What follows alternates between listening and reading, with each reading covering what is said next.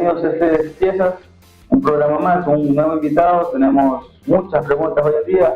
Jordi, ¿qué tal? Bienvenidos a toda esa gente que nos ve en este nuevo programa, Piezas. Hoy vamos a hablar 100% cultura, cultura general. Tenemos a nuestro invitado, A Luis Parra, un gran actor cultural. Sí, bienvenido, una pequeña presentación. Un gusto, agradecido y encantado de estar acá con ustedes y charlar un poquito de un proceso del colectivo y lo que se ha venido haciendo durante todo este tiempo acá dentro del cantón, ¿no? Bueno, la gente de Marcelino dirá, o bueno, la gente que nos está viendo dirá, ¿y quién es? ¿Qué ha hecho?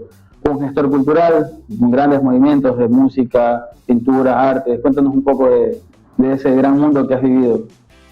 Bueno, en sí la experiencia empieza casi por el 2010-2009. Anterior a eso éramos la segunda ola, por decirlo así, de la gente que escuchaba rock and roll acá en el pueblo, ¿no? Atrás de nosotros gente mayor que vacilaba vinilo y esto y nos transmitió música. Entonces ya de ahí la segunda, esta generación, por decirlo así, ya fue lo que cogimos los instrumentos, comenzamos a salir a tocar hacia ciudades, cuestiones así.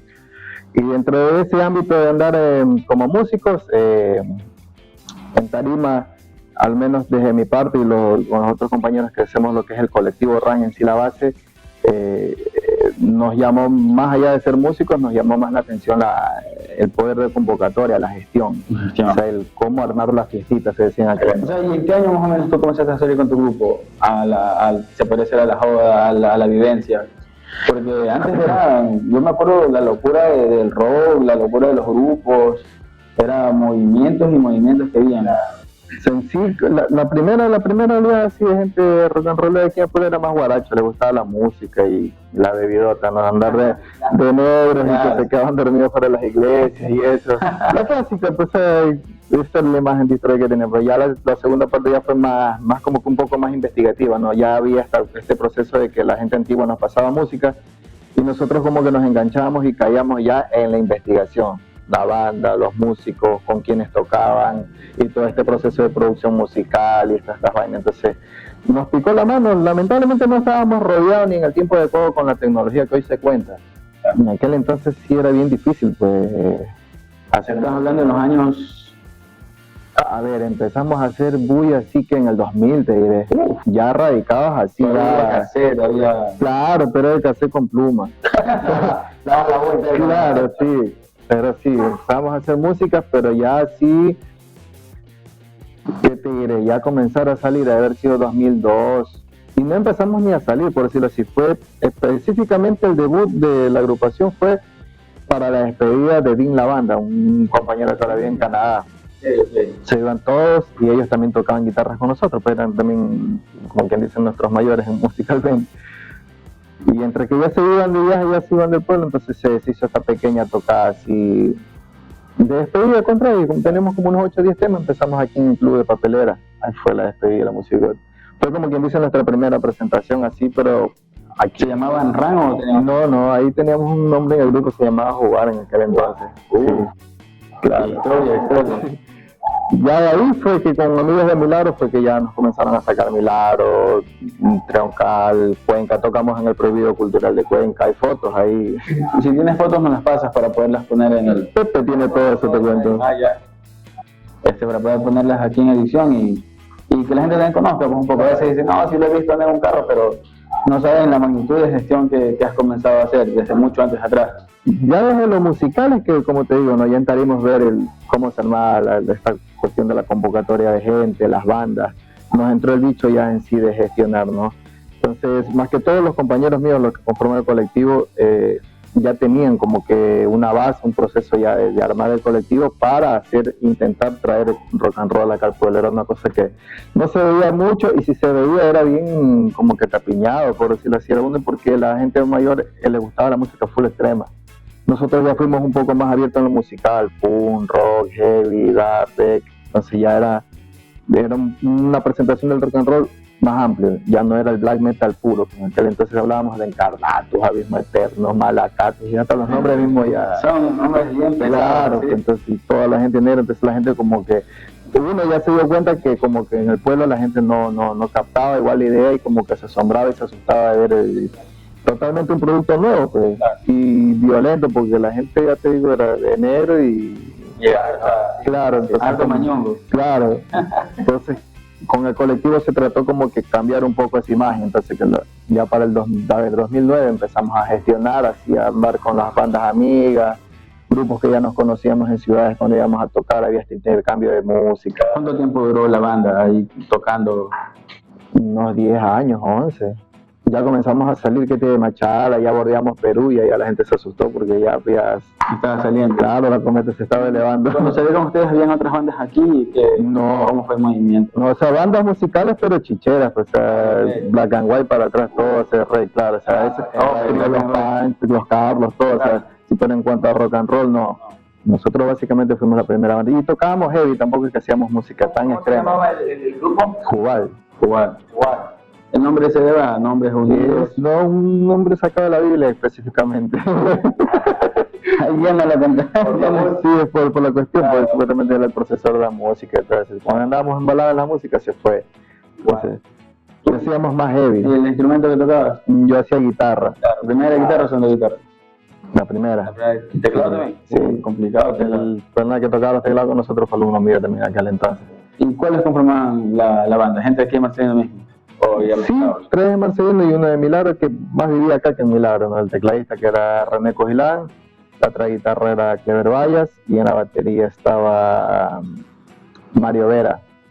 Y en la voz, no teníamos voz, tocábamos instrumental, pero para la despedida de la banda tocó con nosotros Israel Delgado. Ah, y el fue la primera presentación al mundo musical. Israel Delgado. Luego de eso, Dagny Fire. Sí. Luego de eso, ¿cuándo fue que dijiste, sabes que ya viajamos mucho, caminamos a full, aguantamos, lanzamos piedras, recibimos piedras? ¿Cuándo dijiste?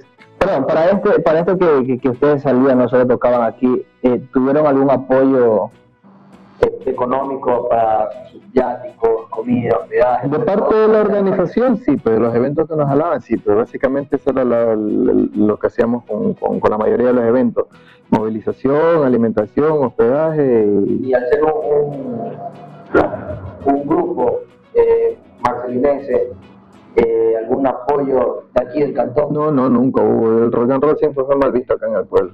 En ese tiempo era más pasillo, más gente. No, solo había de todo. Musicalmente había de todo. Lo que pasa es que el primer impacto del rock and roll en el pueblo fue denso, o sea, pelos largos, de negro, botas, sí. Y la gente ebria en las calles. Entonces, el mosh en media calle, porque sacabas tu grabador y se armaba el revolete. Entonces, como que la gente, no, pues veías así, por decírtelo así, bypass prendido a 10 de la noche y en la esquina la gente estaba con la cabeza que le parecía ventilador. Ese era el contraste, pues si la gente como que... Eso automáticamente que no íbamos a tener como... Oye, ese grupo que la gente se metía ahí a hacer el mosh y toda la vaina, ¿quiénes conformaban? ¿Gente de Marcelino? Claro, ahí eran todos, totalmente. Hasta la hermana de mi amigo Chense de ahí, no. Claro, fíjate, era en tercera generación ya. Ya escuchaba el Bonnie. No, sí, claro, era más extensible. En aquel entonces apenas se hacían llamar MRS, Movimiento Rockero Sancarleño. Así eran conocidos que era que no los conciertos en Guayaquil. Ah, ya. Toditos hablo que Fernando Vallejo, Johan Martínez, Pepe, el Cacho Heredia, Clever Vallas, Miloja. Era un gajo, claro, un gajísimo bueno. Y que ya veíamos que como que no había ese feeling, ¿no? Entonces ya la segunda parte ya incluso se vestía de otra forma, ¿no? Más poperita, por decirlo así, ya no era tan, porque era crónico, por 2 de la tarde andar de enero ahí te asaba, pero, entonces ya la gente como que fue cambiando eso. Ya para el 2010 fue que ya la gente, para el cumpleaños de Milton, que es así como que la cabeza del colectivo en aquel entonces, que se acercaba el cumpleaños de más, que ya teníamos como que 4 o 5 bandas armadas. Entonces con una tocada en el Guayas la gente hoy, ¿cuándo? Ahora sí en el cumpleaños se hizo. Comenzamos a gestionar. En aquel entonces estábamos los 6 y las chicas que nos acompañaban también en aquel entonces. ¿En qué año dejó de ser banda y comenzó a ser colectivo RAN? Es que la banda es independientemente del colectivo, claro, porque el colectivo está armado, por decirlo así, Jubal, que hacía rock and roll, estaba Bullaranga, que hacía un punk hardcore, que era Coqui Camareta, estaba Pipa Aluminio, donde estaba también Andrés Oliveros, Beli, el Coco. Ahora, aparte del tema de la banda, desde la música. Sé que también en la actualidad haces algo muy aparte a lo que es la música, ya que es el tema, el grupo Coloreando el Monte. ¿Cómo nació eso, este arte en ti? En sí, más que todo es el colectivo grupal, los dos proyectos del colectivo no son así a cuenta personal, sino que ya es grupal, somos todos. Quizás no estaremos todos en la calle, o quizás no estamos todos, qué sé yo, en redes y esto así, pero igual atrás de toda la gestión hay un grupo. Pero el Coloreando el Monte inició aquí en Marcelino Oliveña. Claro, o sea, el colectivo RAN tiene dos proyectos. El primero, que fue musical, que se llama Rock al Monte, tuvo 3 ediciones, 2011, 2012 y 2013. En ese chance sí tuvimos apoyo de la alcaldía. Antes de irnos como para topar el tema, porque primero fue RAN, ¿cómo fue la gestión con ellos dentro de RAN? Porque me acuerdo que una vez trajeron hasta No Toquen, creo. Claro, fue en el 10 de enero. Yo me acuerdo que siempre fue nuestra cuestión ahí. ¿Cómo fue la gestión? O sea, ¿qué movimientos hubo ahí para que la gente un poco conozca? No voy a pensar que simplemente eran músicos que hacían relajo o algo, porque es música, o sea, es arte. Claro. Es que eso era también parte de la filosofía, por decirlo así, del colectivo, ¿no? Ya para aquel entonces se popularizó full los bailes dentro del pueblo y esto, pero había como que nosotros lo llamamos así, o lo llamamos como falta de respeto, porque venían músicos playback con pendrive, y no había pues, como que esa presentación en cuanto a ejecución musical. Hay harta diferencia. Hasta hoy en día veo que hay esa falencia en las administraciones, o sea, no ha cambiado eso, ¿no? O sea, atrás hay un fondo, sí, que ellos saben cuál es. Sí, los que sabemos qué es lo que hay ahí de fondo. Muchos ceros, ¿eh? Claro, pues. Muchos ceros.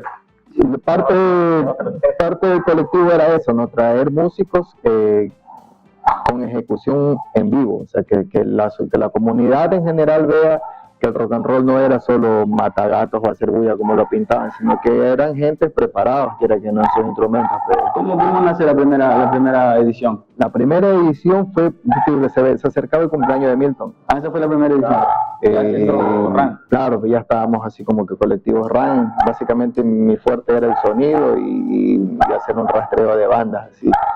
De ahí nos dividíamos las cuestiones, ilustración con Ronnie, Camareta tenía más relaciones con las bandas porque también ya comenzaba a tocar. Claro. Y las chicas ya también, lo que era Karen, lo que era Mayrita, también tenía estas conexiones con las bandas, entonces ellos se encargaban. Lo mío era más en la cuestión del sonido y logística, siempre fue muy fuerte esa parte de ahí. ¿Cómo fue el contacto con las bandas? Porque me imagino cuando toquen en ese tiempo era una banda súper pesada. Banda conocida. La cuestión es que ya teníamos roce en tarimas con ellos, o sea, ya nos veíamos en tarimas, nos prestábamos cables, guitarras, o sea, ya había como que esa parcería, esa cosa, esa confianza entre bandas. Y también ellos también, al escucharnos siempre, ¿de dónde son? De Marcelino, de San Carlos, y no existía en el mapa en aquel entonces Marcelino. Entonces estaban con eso que y cuándo, le explicábamos que la sociedad no está preparada para un tipo de cosas así totalmente alejadas a la realidad, y básicamente con el cumpleaños de Milton es que se arma así una base sólida financiera, porque el colectivo siempre tuvo un patrimonio financiero. ¿Cuánto fue más o menos lo que se gastó? Si es que se puede decir, obviamente. Algunas K te puedo decir. Sí, fueron así. Era cariñoso, pero con amor. O sea, igual los músicos también, las bandas amigas también comprendían esa parte, ¿no? Como no había una cuestión de que tú escuchas a todos, a cualquier artista que viene al pueblo, te escuchas, vives en un paraíso, hay varias empresas, hay full influjo, hay arte, pero no hay el apoyo, y no va a haber nunca tampoco el apoyo, no le conviene a que la sociedad despierte. ¿De ese tiempo tú más o menos qué apoyo tuviste? ¿De quién? ¿O solo ustedes? ¿No? Claro, siempre fue autogestivo. Eso también creo que fue como que el coraje con el colectivo RAN de las administraciones, porque no caíamos en ese de ir a molestar o de tirar piedras, ¿no? Pero para aquel entonces sí se sociabilizó con el doctor Nelson Herrera, estuvo en esa administración, me acuerdo, y Ronnie se acercó ya con un proyecto más ya ilustrado, palmarés de las bandas, los futuros afiches y lo que se tenía en mente, y con una base financiera del colectivo perteneciente. Ya el doctor lo vio con buenos ojos, ¿no? Y le explicamos, o sea, ya podíamos andar con laptop, entonces podíamos presentar el producto, no es que íbamos a conversar y ya. El apoyo de la administración pasada en cuanto a... Claro, En las 3 ediciones. en las 3 ediciones. En las 3 ediciones estuvo el doctor Nelson. Básicamente nos solventó lo que era la cuestión del sonido y parte de la logística. Y el Las resto 3 fue fueron en el 10 de enero. todas 3 fueron el día de hoy. Hubieron dos ediciones anteriores que no contaron como Rock al Monte, hacíamos estas cuestiones de intercambio, hacíamos ya sea rock and roll o electrónica, pero a la entrada siempre te costaba un lápiz de color, un cuaderno, y eso se donaba acá a los recintos de San Juan, por acá. Siempre había esa idea. Claro. Entonces, como igual hasta en eso la gente se fijaba, ¿no? En pagar una entrada a una caja de colores, se decidió hacerlo totalmente al aire libre. Y ahí o sea, tuvieron problemas hasta con esas pequeñas donaciones. Son pequeñas donaciones. Poner un valor en un concierto de rock acá nunca, no te iba a salir nunca, ni para solventar sonidos, ni gastos, ni alimentación, ni logística, nada, ni para mover a la banda, nada. No sé, Complicado. claro. Entonces, Rock al Monte quedó en 3ª edición. Claro, quedó la 3ª edición. ¿En qué año fue la última edición de 2013. 2013. Todas fueron en el 10 de enero. La última fue aquí en... ¿No has pensado hacer una 4ª edición de Rock al Monte? Siempre se ha tenido pensado, pero es que ahorita ya los valores son otros también. Y esa fue parte también, claro, y eso también fue parte del análisis del colectivo, ¿no? En los recursos que se gastaba en un concierto de rock and roll y lo que perduraba esa gestión, 6 horas, 8 horas o el día que se hacía el evento. Entonces mirábamos la cantidad de valores que se iba y ya habíamos analizado, habíamos hecho como que una especie de curaduría de varias expresiones artísticas y tratar de traerla acá dentro del pueblo e ir variando.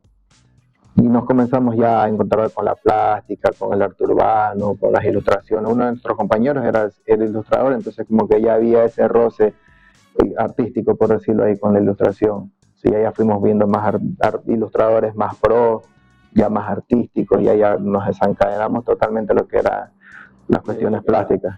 Claro. De ahí fue que entre todos se sociabilizó y se conversó de la nueva temática y se arrancó primero, te digo, no así directamente como Coloreando el Monte.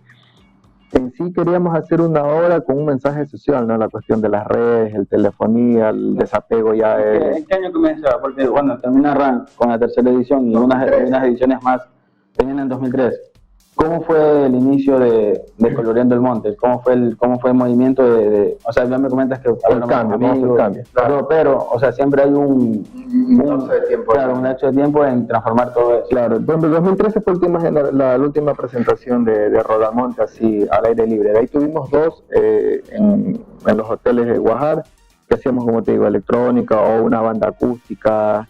También tuvimos una presentación al aire libre, no sé si llegasen a recordar, cuando Salazar tenía el bar en todo el casco colonial, se llamaba Misión del Beber. ¿Cachas? Misión del Beber, ¿no? Freddy Salazar tenía un barcito y básicamente él fue que prendió esa zona ahí que le llamaban Zona Rosa, con esta barrita que se llama... Él también hace música, también toca guitarra, hijo de Don Lucho. Entonces, él básicamente puso la idea de que hacer una especie, no le llamábamos en aquel entonces festival, se lo llamaba más como que saquemos expresiones artísticas. Entonces, habían raperos, rockeros, acústicos. Entonces, sí hubo una presentación casi alrededor como de 7, 8 variadas musicales. Hip hop, una chica que no recuerdo el nombre ahora que hacía la voz de Laura Pausini. ¿Me entiendes? Había unos pelados que tocaban acústico y así, igual nosotros... Una gestión igualmente. Ni tanto te cuento, eso voy a hablar. Por la variación que se habla, artísticamente es bueno. Artísticamente sí es buenazo porque había una gama de músicos, sí. De lo poco que yo conozco, o sea, yo en Guayaquil aprendí un poco lo que es breakdance y todo eso. A veces como que conectarse entre esas culturas de ahí y que ustedes vean con, o sea, músicos acústicos, breakdance, que conviva con el hip hop, que a veces es otro mensaje que da lo que es es un poco Es que complicado. la idea era eso también, hacerlo porque no había como que un punto o una plataforma donde salga todo este producto al pueblo. O sea, pasaban escondidos en sus casas ensayando todos, porque cada quien ensayaba en su casa. Como que Freddy por ahí pegó ese pequeño empujón de que hagamos algo en la calle. Algo diferente. Entonces fue así, luego no nos llenamos tanto de tarima, que el sonido, sino que fue así, parlante, yo tenía mi caja, cada quien tenía su caja, cada quien tenía su instrumento, todos fuimos con nuestra juguetería. Me puse el spot ahí, cerró. Y aunque no lo creas, se cerró la calle, se armó así, porque la música al aire en vivo, o sea, fue la partió, lo que la idea la partió. Sí, antes de llegar a Floriendo del Monte, una pequeña apreciación. Cuando tú, que eres de la segunda generación, como dices, antes el cantón era más cultural que ahora. No, No. no. O sea, había más expresión antes. Después. O sea, sí, había Me comentaba música. que hay gente que sea skate, bueno, sí vi los skate, hockey, Pero, depende bailarines. Hablando, o sea, de la actualidad, el tema cultural no es que tampoco está wow, o sea, Claro. entonces por eso la pregunta que si decías que antes era más cultural que ahora, o sea, Dentro de la perspectiva que... Yo por lo que yo vi, te hablo, o sea, yo sí alcancé a pivotear por ahí a la Black and White, al trío Los Carlos, el cambio que tuvo el trío Los Carlos con un pocotón de músicos espectacular, tuve la oportunidad de verlos en vivo. Yo sí te puedo decir así que yo sí me nutrí de música y por ahí se me metió el bicho también de la guitarra. Yo sí, ahora ya no lo ves. Claro, ahora ya no lo ves. Con nosotros, pero, ¿qué te diré? La tercera generación, por decirlo así musicalmente, estamos hablando de Héctor Hinojosa, el ingeniero. Ahí donde lo ves, el amigo black metal y todo lo que le quieren decir a la gente, ahí donde lo ves, ese músico tiene, loco, como sus 6, 7 discos totalmente prensados, tiene una publicidad musical en Europa, en Asia, ahí donde lo ves, le teloneó a Dark Funeral. Estamos hablando así para que tengas una pequeña idea, como que Denim Fight hoy en día le abra a Shakira. Para que tengas una idea musical, ahí donde lo ves. Abrieron a Dark Funeral. Independientemente de que si les hayan cancelado, les hayan gestionado o no, compartió tarima con Dark Funeral. A veces como las apariencias en el pueblo te dicen, no, que va a hacer algo, que esto, otro. Más allá de hacerlo, más allá de serlo o de que haga, es la capacidad de gestión del compañero, loco, o sea, y en su estilo musical, que no es tan apreciado aquí en el pueblo. Son poquísima la gente que escucha aquí música extrema, es poquísima. Son también esas gestiones que a veces uno no sabe y te deja llevar a veces por una apariencia, pero... Tiene incluso un digipack hecho con bandas de Israel, esas bandas de esos black metal así, pero black metal pelado, o sea, a mí me parece espectacular. Lamentablemente no hay como que esa apreciación por gusto, ni apoyo, nada. Eso te digo, toda esa generación quedó ahí. De ahí para acá yo ya no veo, por ejemplo, en mis tiempos tú veías en las veredas a gente tocando guitarra y chumándose. Ya no ves pues, esa cuestión ahorita, no hay. todo ha cambiado. El último, quizás yo podría decirte, es mi pana izquierdo, Brian. Entonces es de los últimos porque ese man aprendió a tocar guitarra por andar con Aiwa, con Marwan. Y hizo pata con Jimmy Ponce, que también viene de nuestra generación. Entonces, no sé qué hace todavía quién es. Por eso, a eso voy, o sea, es genial porque igual que si yo, hasta ahí llegó, de ahí para acá, es que incluso hasta en las escuelas se ha bajado, yo veo esta cuestión de los instrumentos. Antes tú veías, mi profesor fue profesor de Borneo musicalmente, y cuando te equivocabas te alzaba de las patillas para que aprendas. ¿Qué hablo? De ahí viene el profesor Toledo, eran músicos que tocaban piano, flauta, trompeta, eran músicos, de ahí para acá. No he escuchado a mis sobrinos siquiera decir cuál es el profesor musical en la escuela. O sea, mis sobrinos pivotean música porque ven los instrumentos que me quedaron en casa y les he enseñado algo por ahí. Hablando en ese tema, por cómo yo lo aprecio y cómo era antes, ahora, entonces, viéndolo así, se ha perdido el tema cultural. Entonces, en la actualidad, el tema cultural está bajo como era antes. Está totalmente, o sea, no. Hablando por apoyo a la sociedad, por decirlo así, yo lo tengo muy clara que el ciudadano que me llegue a manejar un instrumento musical va a tener otra perspectiva de la sociedad, de la vida, por todo, por el desarrollo que te lleva un instrumento musical, la investigación, el análisis, la práctica, el estar constante todos los días, el estudio musical mismo te va a llevar a tener una percepción más amplia. Entonces, el quitarle eso a la comunidad, automáticamente lo va a tener ahí enganchado, ya no va a ser tan participativo. Lo mismo pasa con el rock and roll. A nosotros nos llevó a la gestión todo esto, el ver agrupaciones que tenía por ejemplo, nosotros en aquel entonces escuchábamos un vinilo de Carcass, música extrema violenta. Nos poníamos a averiguar sus músicos, sus integrantes. El uno era doctor, el otro era gastroenterólogo, el otro era... Claro, o sea, matemático. Exacto, o sea, Maiden, así mismo, pilotos de avión, o sea, te dabas cuenta que no eran pues simplemente personas que hacían música o bulla, como se les decía, eran totalmente preparados, pues, son personas profesionales. Por ejemplo, ese tema que mucha gente lo ve mal. Por ejemplo, una persona, como tú dices, que es preparada, tiene su profesión y todo, pero le gusta hacer otra cosa muy aparte de lo que él es. Pero la gente ahí lo ve mal, ¿no? Que es un vago, hace esto, que lo otro. Entonces, uno puede hacer cosas totalmente diferentes para lo que ha estudiado profesionalmente, su título universitario. Puede ejercer ambas cosas, puede trabajar en cualquier parte como lo que estudio, pero aparte puede ir a tocar música, puede ir a actuar, puede ir a bailar, no tiene totalmente nada de malo. Incluso también creo que en el tiempo antes era más de tener un título por quedar bien con la familia a que de hacer lo que tú querías. Por eso es que yo creo que hoy en día es así. Igual la persona aquí en Marcelino que no es independiente a los 16 años, vas a tener que estar obligado bajo el techo de tu papá, lamentablemente. Hay muy poca dependencia de gente que sale del pueblo, pero hasta eso me he dado cuenta. Ahora, muy poca gente sale del pueblo a trabajar a Guayaquil o a estudiar, así. Y si sale con el aporte de los padres. Claro, sí, con un recelo de como que cuando regrese. Eso sí es verdad también. Es bien difícil que a veces la gente deje el pueblo, como se dice. Se ahogan, se hostigan, no te sabría decir. Tengo años viajando, pero yo a los 14 días estuve en Guayaquil estudiando, a los 14 años estuve en el SECAR, en mecánica industrial. Yo a los 16 ya zafé, como quien dice, por decirlo así. Entonces, yo sí he visto pero toda la gente que está viajando y toda la gente que van, los que alcanzan, los que no, los que llegan. Entonces, se queda así como que ves en el camino, pues no aguantan, no duran.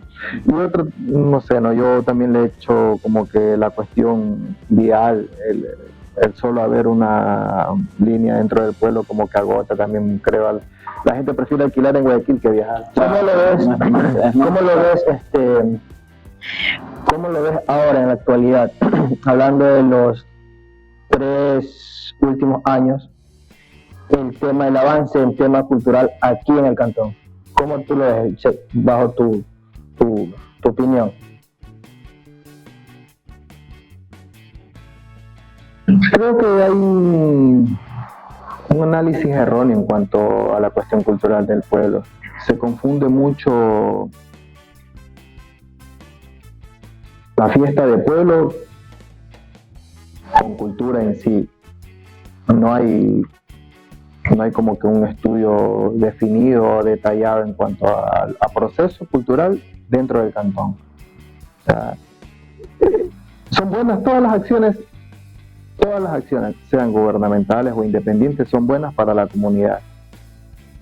Pero hay harta ventaja cuando tú tienes un presupuesto estatal para hacer cosas y no lo revientas, no lo explotas. Retomando un poco lo que es la gestión con tu movimiento, porque aunque es una buena pregunta, se podría profundizar más adelante lo que es el desarrollo cultural del cantón, porque también tengo unas dudas y tú que eres gestor, ¿nos podrías ayudar con eso? Fran, ¿cómo comienza? Coloriendo el Monte, ¿cómo Coloriendo el Monte? ¿Cuál fue su primer mural, sus primeros artistas?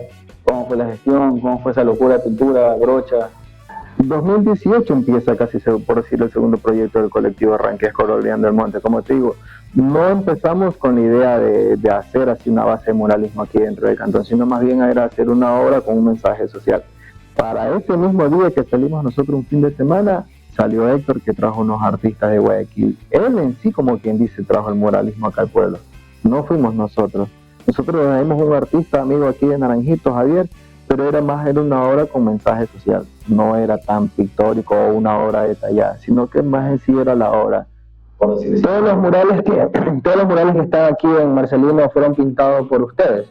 Claro, el colectivo RAN desde el 2018. Para el 2020 llegó una artista que nosotros también invitamos y también hizo gestión acá dentro del pueblo, estuvo como un año acá también gestionando. Pero hay murales que fueron gestionados por la alcaldía, creo que por el aniversario del cantón. El mural que está con el caracol, con el gavilán caracolero, ese es del municipio.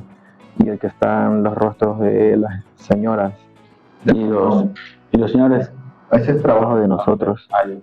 Ese fue proyecto de nosotros. Tuvimos apoyo de acrílicos por parte de la alcaldía, pero no fue trabajo de la alcaldía, totalmente error comunicacional se llamó en aquel entonces. Por eso te digo, o sea, porque hubo ese tema de que esos murales fueron 100% gestionados por el municipio.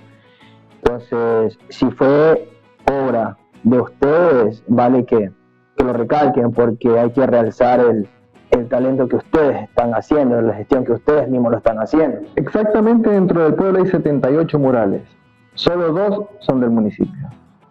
El resto es 100% Coloreando al Monte. Pertenecen a Coloreando al Monte y creo que fueron 8 a 12 horas realizadas por explorar dentro del pueblo. Solo 2 murales son del municipio y con recursos que nosotros gestionamos, que nunca se nos cedió y que quedaron en manos de ellos. Fuerte.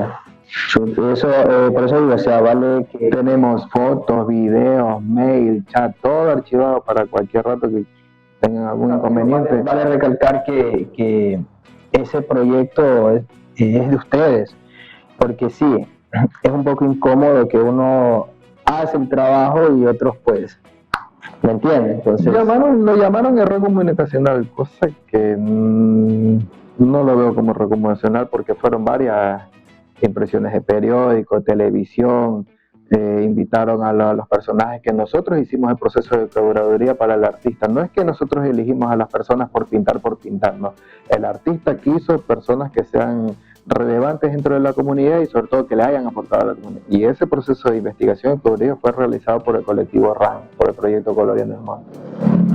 Interesante, o sea, son temas que a veces la gente solo lo escucha de un lado y queda una controversia, ¿no? Pero bueno, en fin, como tú dices, ya fue 2020, pero bueno, tienes el espacio igual si tienes alguna cosa que decir.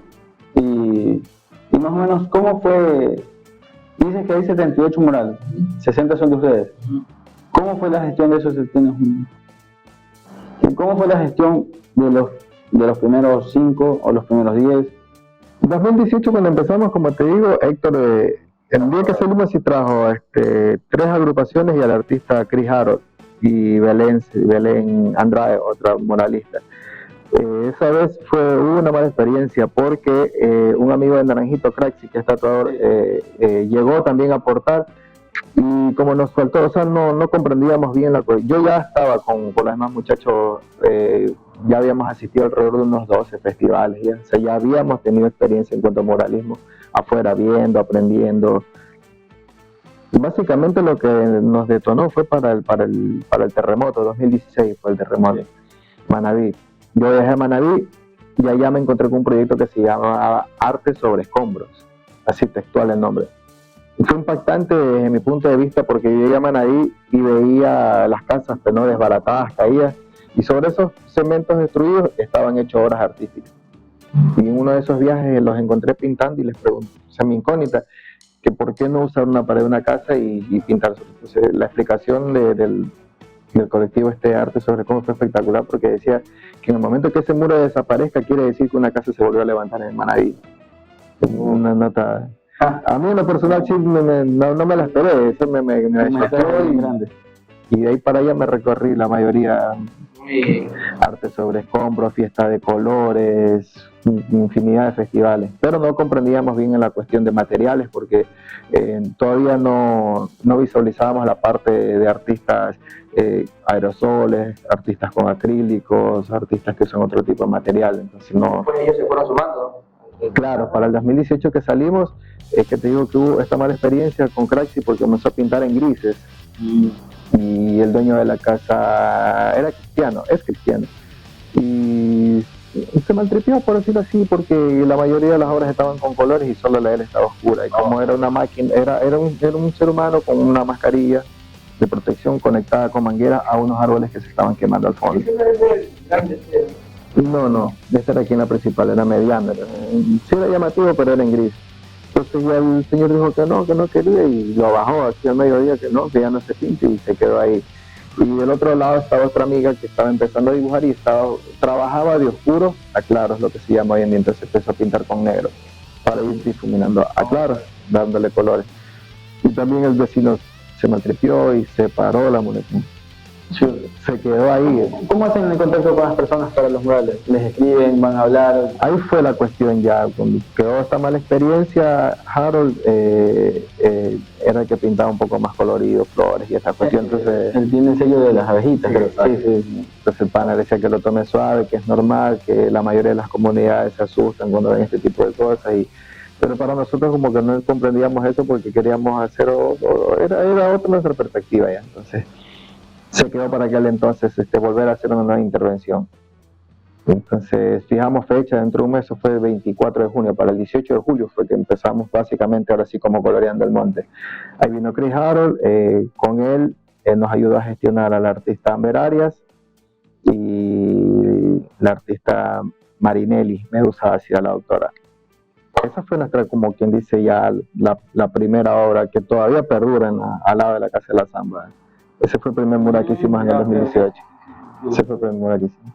Sí, se la hizo ese mural. Con esa fue la primera obra que avanzamos. Así, a partir de ahí ya todo lo demás se fue dando en honor a la verdad en cuanto a la gestión dentro del pueblo con los artistas. O sea, no es que fue una relación de que ven, pinta, te fuiste y chao. Siempre quedó esa camaradería, esa hermandad o esa parcería con los artistas. No fue simplemente que vengan a pintar. Siempre se ha estado en contacto con los artistas, conversando, se los va a visitar a los festivales, se conversa por interno, por teléfono, o sea, siempre con todos los artistas que han pasado por el pueblo siempre se ha mantenido la relación hasta el día de hoy, con todos. Y esa ha sido la garantía del proyecto. Cada artista que ha venido ha ido hablando bien, pues allá. Es que esa es la idea, o sea, hacer un trabajo donde la gente reconozca el trabajo y les agradezca, wow, excelente trabajo, un trabajo bonito, hacer algo donde te hayas criticado. Entonces, eso no. Esa parte de ahí, quiera que no, la atención en cuanto a los artistas, siempre se les comunicó, ¿no? Que no tenía tintes políticos, que no tenía finalidad política y que todo era autogestivo. Y que dentro de nuestras posibilidades no está esta parte de poder cancelar lo que vale una hora. Estamos hablando de $40 el metro cuadrado, una tapa normal de la Casa de los Parques a ojos cerrados te vale una hora así $800, $1,200, dependiendo del tipo de detalle que quieras hacer. Ahí tienes que aprender. Cuando venían, por ejemplo, los artistas, digamos, como Chris, el de la hojita, ¿cómo gestionabas tú las pinturas, la comida? Ya para aquel entonces, yo ya comprendía la cuestión de los acrílicos. Igual como yo tenía noción en dibujo, comprendía que a partir de los tonos primarios yo podía ganar variedad de colores y tonos. Entonces, eso me ayudaba a optimizar recursos en cuanto a comprar pintura turquesa, pintura rosada, pintura lila, no, porque igual del azul y el rojo sacas lila, morado. Entonces, comenzábamos a gestionar así, desde los tonos, hasta hoy nos manejamos con los tonos primarios. Sea excepto un tono especial dentro de la obra del artista que no salga de tonos primarios, bueno, se hace una excepción y se compra ahí el litro, 2 litros de ese tono especial. ¿Ustedes lo compran o hacen auspicios?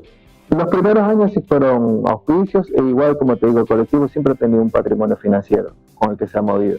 Un patrimonio que quedó de los conciertos, se quedó ahí, estuvo ahí hasta cuando hubo otra dinámica artista y de ahí se la fue haciendo, ¿no? ¿Verdad? Interesante.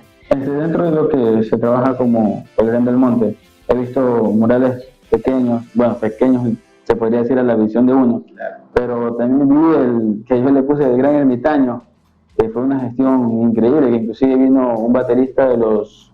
¿Dónde está ese? Por el Campín. Ah, sí, ese entonces yo hice una pequeña cobertura ahí con Tana Ramiro, hicimos una edición de video pequeño. Sí, se llama. Eso sí fue una locura. ¿Cómo fue la gestión? ¿Cómo fue la idea? Y traer ese loco también que trabaja que ha hecho pinturas para Toyota es una locura. Esa fue nuestra primera experiencia en formato a gran escala, por decirlo así, dentro del colectivo. Pero con Bless ya habíamos tenido roces. Tuvimos un intento fallido con él en el 2019 cuando llegó Topitas y llegó Alexis Guerra, dos artistas, el uno de la provincia de Imbabura y el otro de acá, Ambato. Ya había este acercamiento con Bless para invitarlo, porque ahora lo habíamos visto en festivales y ya sabíamos y conocíamos del palmarés de él más que todo, ¿no? Pero así mismo, como tú dices, no es un artista top. O sea, todos los artistas que han venido al pueblo son top, loco. A mí no me parece que haya una sola obra, modestia aparte, que sea fea.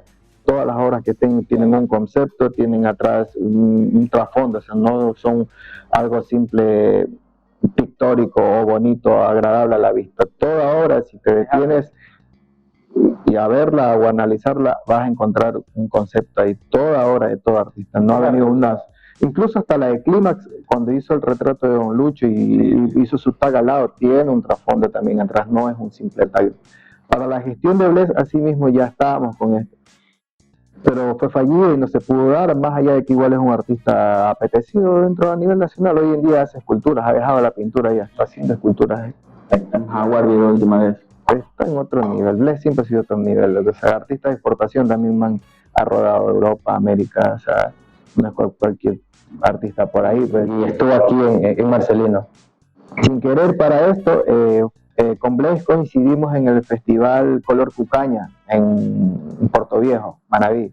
Un festival también hermosísimo que allá sí hay un sentido de comunidad, por decirlo así, más que todo de cómo viene Manabí, ¿no? A salir de un terremoto y llegar a un festival donde sale todo el barrio, todo el pueblo, salen todos, el vecino se pelea por darte, el uno quiere canguil, el otro patacón, el otro jugo, el otro limonada, se pelean por darte, la comida sobraba, no es que se sienta, había demasiada alimentación, los artistas estaban felizotes, imagínate, picabas, comías, descansabas, el jugo, llegaba la hora del almuerzo, aquí ya mismo, que había demasiado, una vaina. No sabía ni almorzar. La comunidad fue tan receptiva, tan participativa en ese aspecto que los gestores de ese festival zafaron, por decirlo así, en alimentación, se sacaron una mochila grande de encima, se sacaron full. Para esto coincidimos con Bless ahí, ya habíamos conversado y este intento de invitación por medio de Alexis fallida, pues, pero ahí ya nos conocimos personalmente y todo esto, ya pasamos casi todo el día, vinieron unos artistas de Perú que también vinieron para acá, de Tarapoto, ya hubo este acercamiento, ya para cuando vino Bless, estaban en Esmeralda, en Mompiche haciendo unos trabajos, y yo estaba conversando con Alexis para que venga a hacer un tramado acá en el pueblo. Y en esa videollamada Alexis trabajaba con Bless en pinturas y con otro artista, Juan Álvarez, que fueron los dos asistentes de Bless acá. Claro. Entonces, en la videollamada se acerca el Bless y que vi yo cuando quiera. Se dio así, o sea, no es que fue, se dio así cuando quiera. Ahora, para el noviembre empezar y empezamos a gestionar. La idea de esa imagen fue netamente de él o fue hablada, fue netamente el más. Claro, es todo. Se inspiró él y dijo, ¿sabes qué? Esto aquí. Esto acá. Pero dijo, esto significa esto, mensaje. Claro, que tiene en la página de él vas a encontrar detallado lo que es el proceso de la obra de él. Desde el Instagram o la página de él. En Instagram está en Coloriendo el Monte y ahí está Bless, también Bless Art o Bless. Cuando esto hubo un intento fallido, te cuento, porque el muro no iba a ser en la pared donde está actualmente, iba a ser aquí en la principal. Charito Carranza, la dueña de la casa, nos había dado el permiso respectivo de la pared que estaba aquí en la principal, una pared gigante, pero la pared de ella daba a un patio alterno. O sea, básicamente teníamos que usar el patio de una casa ajena para poderlo pintar. Hablamos con el dueño de casa, socializamos, todo perfecto, todo iba de maravilla. 2 días antes nos dijo que no nos podía dar permiso, que no podíamos meterlos a andar. Más o menos como lo que pasó cuando me preguntaste a mí. Pero ya acá fueron factores obvios externos, que fueron factores obvios, porque hasta el día de hoy no se puede decir. Tenemos el permiso en la casa, no tenemos permiso para pintar en el patio, para poner las herramientas dentro del patio. Y no iba a estorbar en nada, no iba a molestar en nada y no iba a dañar en nada, pero bueno. Entonces, como ya habíamos peinado básicamente el pueblo teníamos, ya sabemos dónde hasta hoy en día sabemos dónde tenemos paredes grandes, pequeñas, todavía tenemos todo el pueblo creo que ya. Javier, uno de los compañeros que está dentro del colectivo que se encarga de los montajes, porque con susto, todo ya preparado, todo auspicio, todo, ya teníamos todo, solo estábamos esperando la fecha del artista nada más. Siempre nos hemos movido, siempre hemos trabajado así, con todos los recursos a mano, fijamos fecha, nunca armamos una presentación de un artista y ahí vemos cómo hacemos, no nos manejamos así, siempre tenemos todos los recursos que se necesita para la cuestión del artista y a partir de ahí fijamos fecha. Así nos evitamos caídas o postergaciones de presentaciones de los artistas. Para con lo de Bled fue espectacular porque se sumó artisísima gente, aunque no lo creas. Los auspicios que tenías estaban gigantes, pero estaba el contratista Andosilla, básicamente nos facilitó alrededor de unos 25 cuerpos de andamio. Don Rodríguez también, con montador, el contratista, también nos emprestó una torre, exactamente 4 cuerpos de andamio, que era una torre. Sherwin Williams, ese hicimos un trabajo, estuvimos en el auspicio de Sherwin Williams por medio de la plataforma Bananaar, el gestor Manríquez, brindaba servicios en aquel entonces para Sherwin Williams, entonces les presentó el proyecto realizado en Marcelino, le dijo que quería venir para acá y que quería ser parte de la gestión. Entonces ya Sherwin Williams también, para aquel entonces teníamos 38 horas cuando vino Bled. Entonces cuando salió esta cuestión de Sherwin Williams, básicamente todas las pinturas nosotros hicimos Sherwin Williams, la alimentación con amigos que estuvieran en el extranjero, el hospedaje acá, una amiga que tenía habitaciones desocupadas y nos habilitó 8 días se quedó el artista acá. Lo importante es que para este arte que hicieron, como dice Pico, Gran Ermitaño, no estuvieron solos, o sea, sí tuvieron el apoyo de la gente, como dice, de contratistas, para que se haga posible este arte que está acá en la Unión. Acá de los amigos que se sumaron en los auspicios, básicamente lo que le hacíamos era un intercambio de publicidad digital. Todos los emprendimientos o marcas de ella iban relacionados en los videos, en los posts, en los afiches, y eso como que se le fue presentando a cada uno y hubo esa receptividad, más allá de que iba a ser un formato a gran escala, que eso fue lo que les llamó más la atención. Y bueno, las gestiones dentro de Coloriendo el Monte de RAN creo que son bastantísimas, pero el tiempo a veces es corto. Ya nos están diciendo que nos queda poco tiempo. ¿Algún mensaje cultural para la gente, para tus amigos o para las personas que se quieran sumar a tu movimiento? Algún mensaje cultural, algún mensaje para el pueblo, algún mensaje para los que se hacen los sordos, que saben que nos escuchan y saben que deben de hacer. ¿Algún mensaje que quieras dar antes de despedirnos? Y cómo te encuentran en Instagram también. En sí, a la comunidad en general, te cuento, ¿no? Independientemente de cualquier expresión artística, de cualquier gestión, sea independiente, sea gubernamental, cualquier marcelinense que intente hacer algo que aporte en cuanto a lo cultural a la comunidad, creo que todos deberíamos arrimar el hombro por el bien de la comunidad misma en general. No caer en tratar de hacer una gestión piramidal, sino más bien hacer algo comunitario, algo en comunidad, que los artistas, que los músicos, o que el tipo de gestión que se haga con la Zaragoza, qué sé yo, lo que se genere, la gente que venga de otro pueblo vea ese concepto de Marcelino comunitario, que sean más receptivos, que salgan de ese hueco así del miedo o del recelo de ver cosas frescas, porque de eso se trata. Pues si caemos en lo mismo y en lo mismo, vamos a tener una ciudad monótona. Entonces, mientras mayores expresiones artísticas tengamos, va a haber mayores dinámicas para la comunidad. Bueno, gracias por tu mensaje, gracias por estar aquí. Creo que te tuvimos al apuro a estas horas que tengas la grabación. Gracias a todos los que nos están viendo. Yori, ¿algún mensaje? Gracias por estar aquí hablar sobre el tema de lo que es cultura, el mensaje que le diste a los marcelinenses, que todos en tema de cultura, todos arrimar hombro y pues hacer o darle un poco más de interés al tema cultural aquí en nuestro cantón.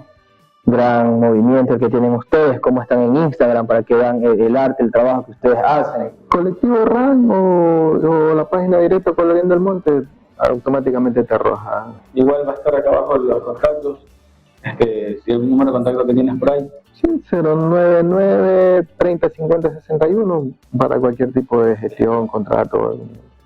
Bueno, no se olvide, gente marcelinense, o los que nos están viendo y todo el mundo, pues la cultura es conocimiento, la cultura nos hace crecer, la cultura es desarrollo, y pues cuando vean a algún hermano suyo, sea de vecindad o de sangre, apóyenlos, no cuesta nada dar ese apoyo, ese granito de arena, porque a veces las gestiones pequeñas o los pequeños sueños pueden llegar a ser una gran locura, como lo que de a poco está haciendo RAN, Coloriendo el Monte, y muchos otros proyectos que se vienen. Esperemos que Marcelino crezca de manera cultural y no solamente de manera personal y como que egocéntrica. Así que gracias a todos por vernos. Gracias, Luis. A ustedes, agradecidos por el espacio y que se siga fomentando este tipo de diálogo dentro de la comunidad. Cualquier pregunta abajo de este video, asimismo, como ya lo he dicho, algún tema específico en cultura que quieren que sigamos conversando en un próximo programa, en un mensaje, estaremos pendientes. Gracias a ustedes por vernos, y esto es Piezas.